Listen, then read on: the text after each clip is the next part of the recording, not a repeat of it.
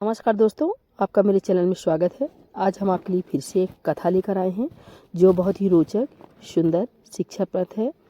दोस्तों, ये कथा है महाराजा दुष्यंत और शकुंतला की अनोखी प्रेम कहानी।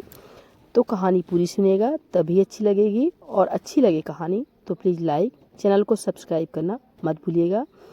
दोस्तों, आज हम बात कर रहे हैं ऋषि विश्वामित्र और मेनका की खूबसूरत बेटी शकुंतला की। शकुंतला भी अपनी माँ की तरह रूपवान और यौवन की धनी थी। माता पिता के द्वारा त्याग दिए जाने के बाद शकुंतला को ऋषि कंडव अपने आश्रम में ले आए और यहीं शकुंतला पलकर युवती हुई। एक बार हस्तिनापुर के राजा दुष्यंत शिकार खेलते हुए ऋषि कंडव के आश्रम में पहुंचे। राजा दुष्यंत ने आश्रम के बाहर से ऋषि को आवाज लगाई। ऋषि आश्रम में नहीं थे, इसलिए शकुंतला आश्रम से बाहर निकलकर आई। शकुंतला ने कहा, हे राजन, मैं महर्षि की पुत्री हूँ। महर्षि अभी आश्रम में नहीं है, वह तीर्थ यात्रा पर गए हैं। मैं आपका आश्रम में स्वागत करती हूँ। आश्चर्यचकित होकर दुष्यंत बोले कि महर्षि तो ब्रह्मचारी हैं, तो आप उनकी पुत्री कैसे हुई?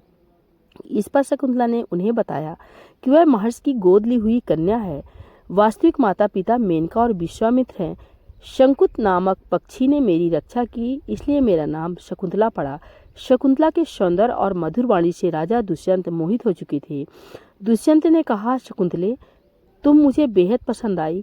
यदि तुम्हें कोई आपत्ति न हो तो मैं तुमसे विवाह करना चाहता हूँ। शकुंतला भी दुष्यंत को पसंद करने लगी थी, इसलिए उन्होंने हाँ कर दी। दोनों ने गंधर्व विवाह यानी कि प्रेम विवाह किया। कुछ समय साथ में व्यतीत करने के बाद जब दुष्यंत अपनी राजधानी हस्तिनापुर लौटने लगे तो उन्होंने लौटकर शकुंतला को अपने साथ ले जाने का वचन दिया।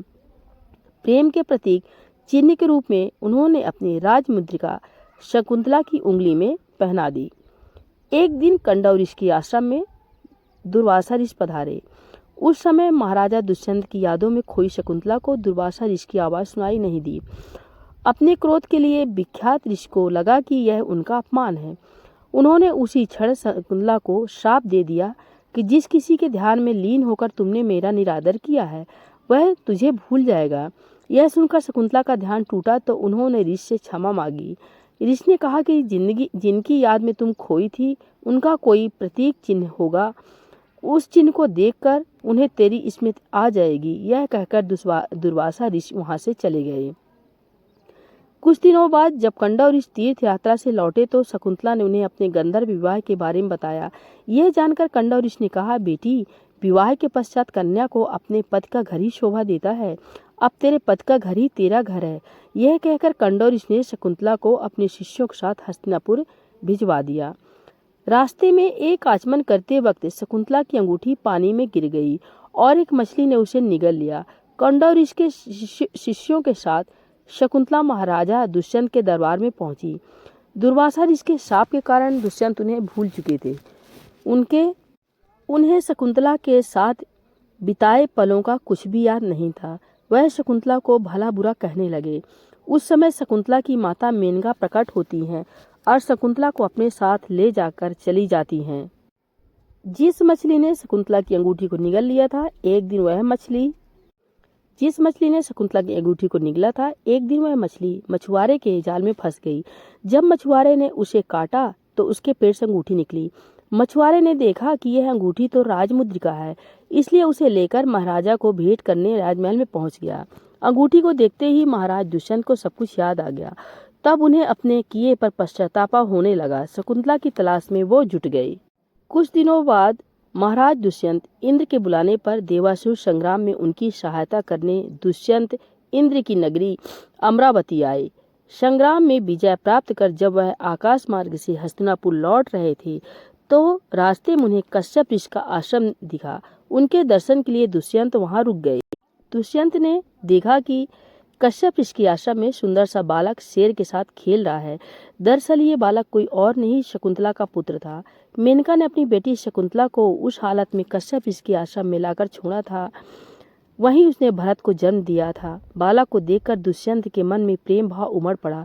जैसे ही वह उसे गोद में उठाने के लिए आगे बढ़े, वैसे ही शकुंतला की सखी चिल्ला उठी और बोली, आप इस बालक को ना छुए। उसकी भुजा में बंधा काला धागा सांप बनकर आपको डस लेगा। महाराज दुष्यंत खुद को रोक न सके और उस बालक को गोद में उठा लिया। बालक की भुजा में बंधा काला धागा टूटकर धरती पर गिर गया। शकुंतला की सखियों को यह ज्ञात था कि बालक को जब कभी उनके पिता गोद में लेंगे तो धागा टूटकर गिर जाएगा। शकुंतला को जब पूरी घटना की जानकारी हुई तो दुष्यंत के सामने आई। दुष्यंत ने अपनी शकुंतला को पहचान लिया। राजा दुष्यंत ने शकुंतला से अपने बुरे व्यवहार की माफी मांगी और कश्यप ऋषि से आज्ञा लेकर उन्हें और अपने पुत्र भरत को हस्तिनापुर ले गए। बाद में भरत प्रतापी सम्राट बने और उन्हीं के नाम पर हमारे देश का नाम भारतवर्ष हुआ। तो दोस्तों, ये थी शकुंतला और महाराजा दुष्यंत की प्रेम कथा। दोस्तों, अच्छी लगी हो प्लीज लाइक सब्सक्राइब करना मत भूलिए।